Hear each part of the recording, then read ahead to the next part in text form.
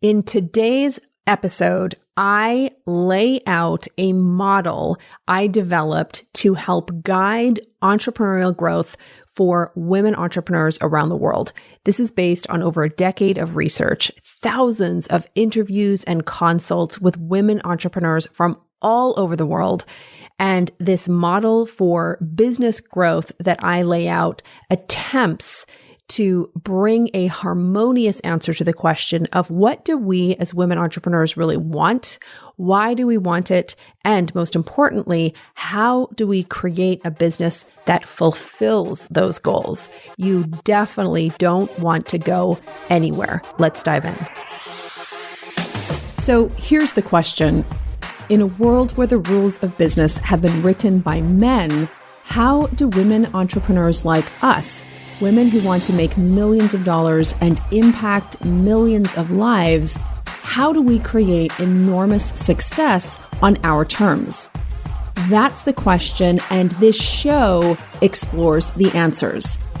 Welcome to Power Presence Position. I'm your host, Eleanor Beaton, and I'm on a mission to double the number of women entrepreneurs who generate over $1 million per year in annual revenue. I'm an award-winning entrepreneur, author, and leadership coach. I'm a wife, mom of 2 boys, and I'm the CEO of a 7-figure business. Stick around because on this show, you'll learn how to think, communicate, and get paid like a 7-figure CEO. Let's go. Welcome back to another episode of Power Presence Position. This is episode 444. And today I am answering the question, what is a jewel business? Why should you care about a jewel business? And how to start thinking about building your own jewel business. I am super excited about this episode. And really, it's the culmination of over a decade of work, thousands of hours of research, interviews, consults, even more thousands of hours of coaching with women entrepreneurs and leaders. And what I've done here is really bring that together to lay out a concept of growth specifically designed for women entrepreneurs who run consulting and service-based businesses. There is nothing like this out there. So I'm so excited to bring it to you. And of course, like on all concepts for growth, this is a work in progress that I continue to refine in the deep work that I do with clients, but it was too good and too powerful not to share, and it's ready to be shared. So I'm so excited to talk about it here on the show today. You have heard the concept most likely that you have to see it in order to be it. And this idea of seeing it to be it is why it's so important that we see diverse people represented in our media and diverse stories told, because it allows diverse people and all kinds of different people to see themselves and to see their hopes and aspirations reflected, and it makes the path of attaining those goals so much clearer. Now, what I have noticed, and this really began when I was in my 20s as a journalist. I was a business journalist, and I was doing tons and tons of interviews with the CEOs and founders of fast-growing companies, billion-dollar companies, million-dollar companies, and companies that were pre-revenue. They were just getting started. And the majority of those businesses were founded by men. And what I found in both talking to those entrepreneurs, but then all of the research and hours of time that I've devoted to researching models of economic and business growth, so many models of economic and business growth actually leave women wanting, right? They measure the success of a business on its balance sheet, on its P&L statement, both of which are super important. Please do not get it twisted. I'm not saying that those things aren't important, but it's like there's a full accounting of success that hasn't been done. And the more that I started working with women entrepreneurs, the more I found that for women, there was a big part of business success that actually wasn't necessarily always reflected in the balance sheet. So in this ambitious episode, what I'm doing is really converging decades of research, thousands of consultations, and in it, I'm bringing together a concept that helps me answer for you, what do women entrepreneurs want? Why do we want it? And how do we get it?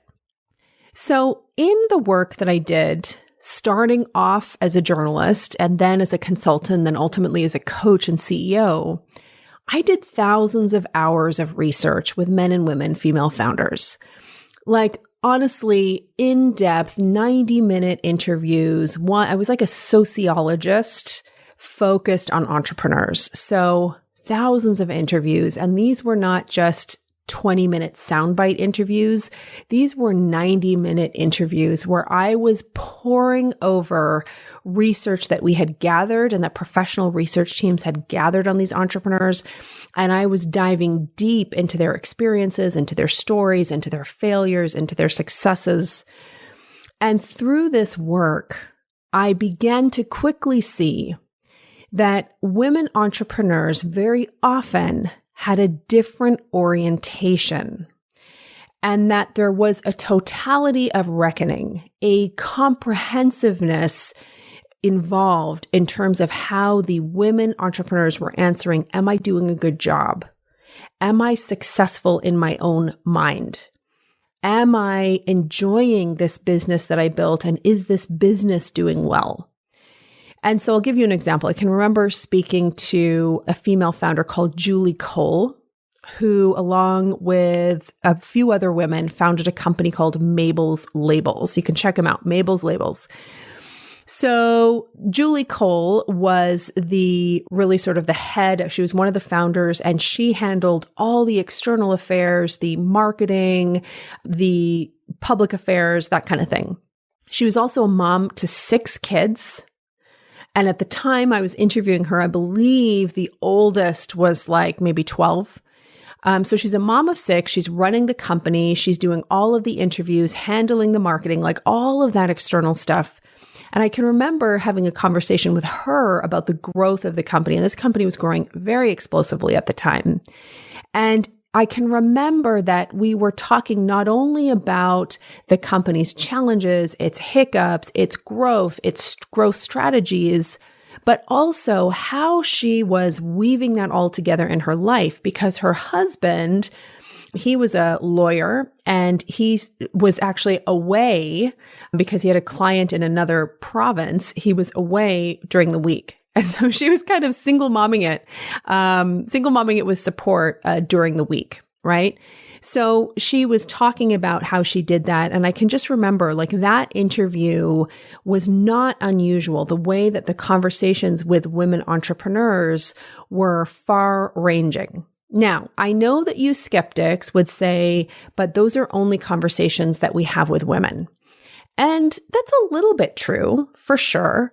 We were less likely to get into those kinds of details with guys, although there were many male entrepreneurs that I interviewed where we would talk about sort of the total reckoning, the total life equation.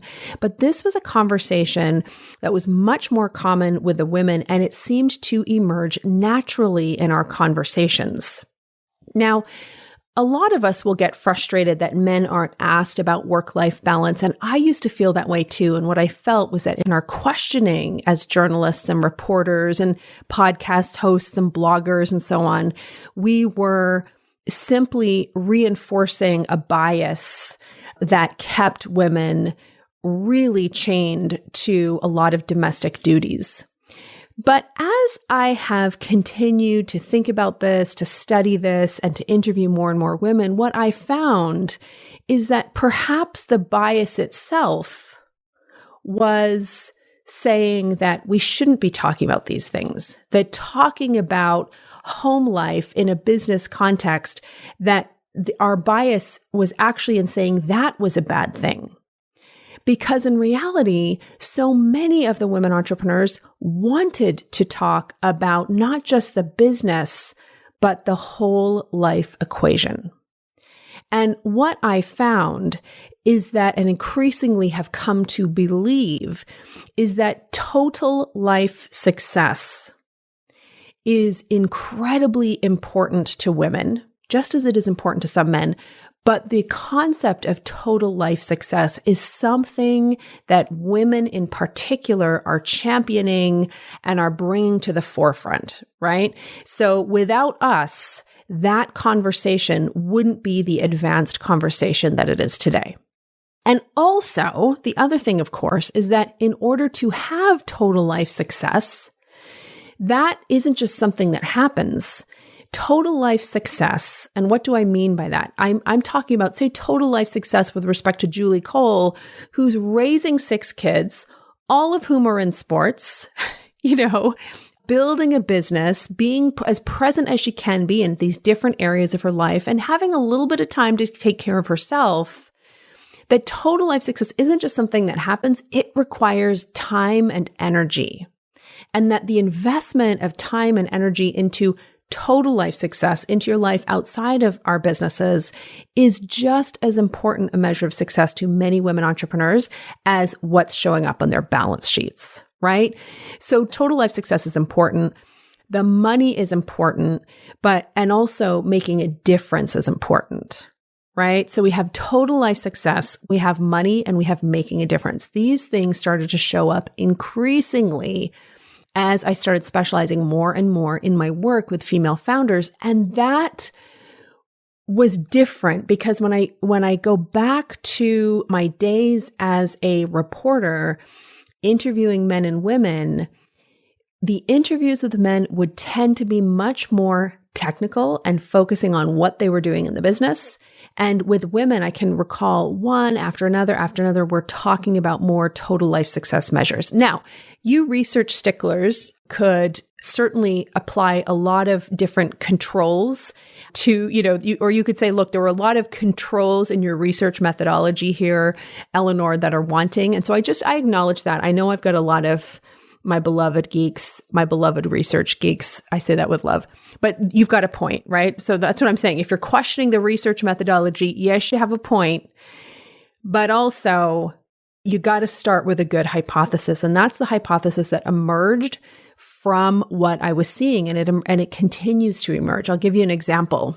When I'm leading, retreats and office hours and strategic advisory calls with groups of women entrepreneurs, if you start to get focused 100% on the technicalities of running the business, you will start to see the energy go away. Okay? You will start to see the energy go away. We want to talk about the technicalities of running businesses. We want to talk about who we need to be to grow those businesses. We want to have honest conversations about how we prioritize different aspects of our lives, including stuff that's outside the business. These are the kinds of enriching conversations that women entrepreneurs want to have that are important to women entrepreneurs. P.S. We also want to have valuable and enriching conversations about social issues that impact how we lead in our businesses. There's a totality, a total life success thing that starts to emerge that is important to women entrepreneurs, and it emerges the more and more that you work with them. So those 3 things, total life success, money, and wanting to make a difference. And I have yet to talk to a woman entrepreneur who doesn't have that desire to generate some form of impact, to make a difference, that isn't something that's near and dear to her. And my hypothesis is that it's really sort of pent up demand from generations and generations over thousands of years of not being able to shape culture the way that we would like to. Now that we have so much more freedom and power, there's this pent up demand, I believe, among women to really make sure our voices are heard and to start shaping social structures in a way that work for us. Now, I want you to compare what I've just shared with you to the typical business where it's all about profitability, where you're looking at the pages on your balance sheet, the P&L, you're asking yourself, can I have a successful exit? Like you're really taking a look at you are managing by the numbers. Okay. Again, this is important, and do not dare take what I'm saying to suggest that that stuff isn't important. That stuff is very important. But it's not the whole story. Okay. And what I increasingly started to see, especially more recently, is that in many segments of the world, I'm looking at you, Silicon Valley, I'm looking at you, tech startup world, they will start to write off the very types of businesses that most of us women start, which are service-based businesses. They will start to write that service-based businesses that are not going to reach unicorn status, i.e. have $1 billion valuation. And P.S., most businesses will never reach that. And a lot will waste a lot of money trying. But anyway, a lot of those circles, which are hugely influential in the entrepreneurial world, right off, they will describe the types of businesses that we run as quote unquote lifestyle businesses. And they're not using lifestyle businesses in the, yeah, it's you and your beach and the laptop. Isn't that amazing? That is actually a derogatory term, right? They are belittling businesses when they're calling them lifestyle businesses. So this starts to drive me crazy because the very types of businesses that I see women wanting to build, businesses that yield cash, influence, and autonomy, are the very businesses that huge swaths of the sort of the business and entrepreneurship intelligentsia write off as a lifestyle business. So that is really starting to piss me off. I'm like, I have identified what is important to women entrepreneurs. I see again and again and again the themes that emerge when you talk to women entrepreneurs about what they want. They want money. They want influence and the ability to make a difference, and they want autonomy. They want freedom. They do not want to have their businesses be a prison that mean that they have to work 40, 60, 80 hours a week. They want businesses that allow them and give them space for freedom and flexibility.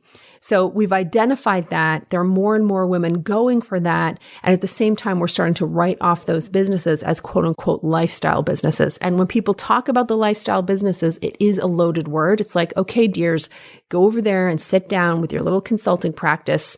Oh, over here, we're going to do the real stuff, right? So that really frustrated me. Okay. And I wanted to come up with an alternative for a lifestyle business, but I didn't want it to be one of these dumb, jargony phrases that somebody's going to use as a quote card on Instagram. I was like, we're so much better than that. I can do so much better than that. And not only that, I feel like I owe it to my clients and to myself and to you that I know what we're doing. I see every day the work that we're putting into our companies. I see the impact our companies are having in the broader economy. And I felt that I really owed it to us to do what I do best, which is to recognize trends, to name them, to articulate what's happening in a way that that idea and that concept can drive value for you. So I started, really thinking about this, and I have been thinking about this really over the past, I would say, sort of 18 months. And it's been kind of percolating in the back of my mind. And one of the things that came to mind is this concept of a star business. So a star business, and this concept was popularized and really created, I guess, by Richard Koch, who's a sort of legendary investor and author and thought leader. So he defined this idea of a star business, and it's supremely useful to know if a business is a star business because that's the kind of company you actually want to invest in. So a star is a business that's the number one player in its market niche. Okay, so it's the top dog in its niche, and its market niche is growing fast. So the market itself is growing at 20 to 30% per year, and that company is the number one player in that market. So a popular example would be Uber. So the ride sharing market is growing fast, 20 to 30% a year. It has been. And Uber is the top dog in that market. That's a star, and that's the kind of company you want to put your money into. Okay? So those two characteristics, is it the number one player in its niche? And is its actual niche growing fast? And if you can say yes to those two questions, Kosh argues, number one, that's a star business. And number two, that's a great company to invest in. I have always loved the simplicity and clarity of the concept of a star business. Super useful, right? So, and I always loved it because, my industry is growing at 20 to 30% a year. The coaching industry, it's a powerful industry for all kinds of reasons. There's so many things that have made coaching the type of fast-growing industry that it is. But, if you're going to be in an industry, you're going to want to be in a market that's growing quickly, right? That's a great place to be. It just means it's like the rising tide lifts all ships. But I digress. Conceptually, the idea of a star business is really, really powerful because it's clear. It gives you something to look for. It quickly helps you understand, is this the type of business that I want to invest in or not? Okay. So that concept was in my mind, but the reality is over 90% of businesses are not stars. Okay. Very few of us are going to be building star businesses, and yet we're still building businesses. So a star business is useful as a concept in terms of identifying the type of business that you want to invest in, but it's not so useful in terms of identifying the type of business that we want to build. And so I set about really delineating a concept for the type of business that we want to build. And that concept of a business that we want to build is what I call a jewel business. Okay, so stay with me. A jewel business is a company that the founder, and these are all decisions that you make as a founder, right? You make the decision around this. And so a jewel business is a company that's growing at 30% per year. It has 30% per year profitability, and the founder has 30% open time. So I'm going to define these in a moment, but that's what a jewel business is. It's 30, 30, 30. So it is a company that grows approximately 30% or more year over year. It is a company that yields 30% profits. So you make $100,000, 30,000 of that is gross profit. And the founder has 30% open time. So how did I arrive at this? I arrived at this in a number of different ways. So I started really looking first and foremost and analyzing the businesses of women entrepreneurs I was working with who had and who felt that they had and who did have cash, influence, and autonomy. And I started noticing a number of different things. So cash, influence, and autonomy. So they were using pricing as an example. So they were priced in such a way that they had money. They had time to be able to be thoughtful about the work that they were doing and to be able to contribute to the advancement of their industry or to really enhance the lives of their customers, i.e. influence. So we've got cash, influence, and the time had to be there to allow that. They weren't, back to back to back to back, meaning they had autonomy. They had open time. Okay. Cash, influence, and autonomy, 30, 30, 30, 30% year over year growth until such time as the founder consciously accelerates or decelerates that growth. 30% gross profitability. And in some cases, early on, the founder may take their pay out of that profitability. And as the company, grows, that profit margin is there even without owner pay. And that 30% open time, that means that, what does that mean? Does it mean you're not working? Well, maybe, but it simply means for the purposes of a jewel business that you are not in the delivery trap. So a third of your time is not spent in delivery. And this is really important because this is the time that you as the founder do planning, you do your thinking, you do your reflecting. Like there is time in the calendar for that. It's not something that's pushed out to the margins. So 30, 30, 30. So A couple of things about the jewel business, okay? Don't make this another thing to get perfect. Don't take a look and get yourself into a tailspin because you don't have 30% profitability. Don't say to yourself also the lie, we could never have 30% profitability. Don't say, how could I sustain 30% year-over-year growth, or 30% year-over-year growth isn't enough. This other person told me I could triple my business in 3 months. Like, don't make it into that. Really see this as a promised land. See the jewel business as a concept, as a tool to help you envision a reasonable, a powerful model for entrepreneurial growth in your business. Okay. So we know in some industries, like if you run a grocery business, the jewel business does not apply to you because in groceries, you have a 1.5% profit margin. I mean, that is just a straight up volume game. But the vast majority of women entrepreneurs are not starting those types of businesses. We are starting service-based businesses, knowledge-based businesses, consulting businesses, coaching businesses. The vast majority of you who listen to this podcast can 100% use this as a helpful model to help you grow. Why is this so helpful? Because so often I see women who are growing their companies steadily, and somebody told them that they could triple their business this year. And so they're not i.e. they're not growing by 300%, so they feel that they are lacking. Listen, guys, there is a ton of research out there that takes a look at why improbable and impossible goals can actually be a disservice.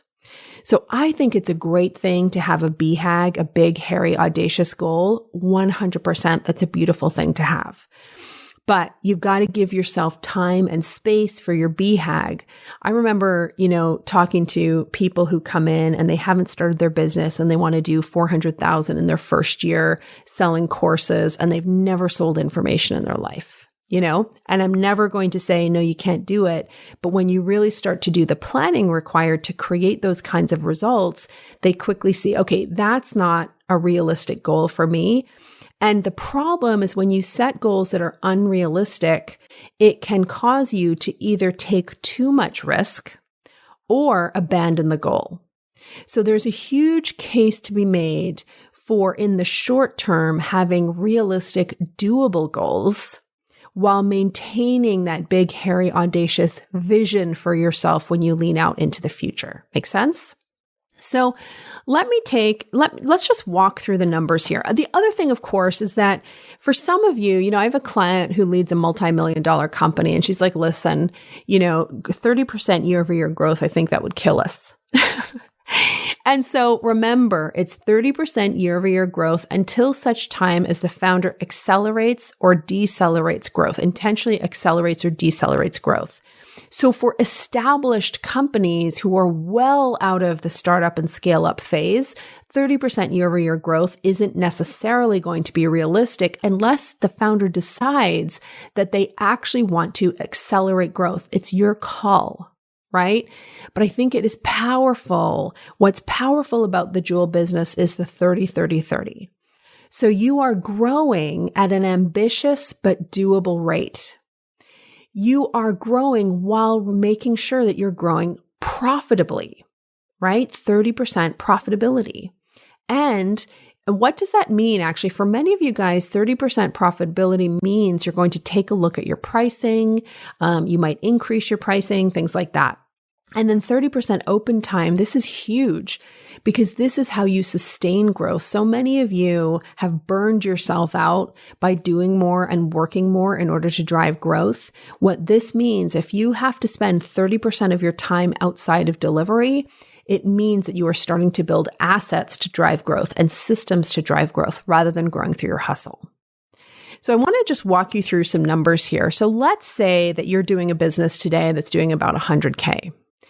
And you decide, you know what, I'm going to take this seriously. I'm really going to take this seriously. I'm going to pay myself a modest salary and I'm going to set aside 30K for profits this year. Okay. So you're doing 100K, you have 70K in expenses, and you're going to set that 30K in profit aside. That's just what you want to do. Okay. So You start in year one doing 100K and you grow at 30% a year. That means in year two, you do 130,000 in revenue. In year three, you do 169,000 in revenue. In year four, you do about 220,000. You see, this is not ridiculous growth. This is totally doable growth. Meanwhile, year one, you're setting aside about 30K in profits. Year two, about 39,000 in profits. Year three, about 51,000 in profits. Look at, by the end of 10 years, let's say that you took those profits and you banked them, you invested them. At the most conservative, like the absolute most conservative, at the end of 10 years, not only are you running $1 million business, not only are you likely paying yourself a 6-figure salary, but you have also got 1.35 million in profits in the bank. Now, 10 years, and I know, again, a lot of you guys are like, oh, 10 years, I don't want to be working for 10 years. I'm like, look, would you just allow compound interest to start working for you?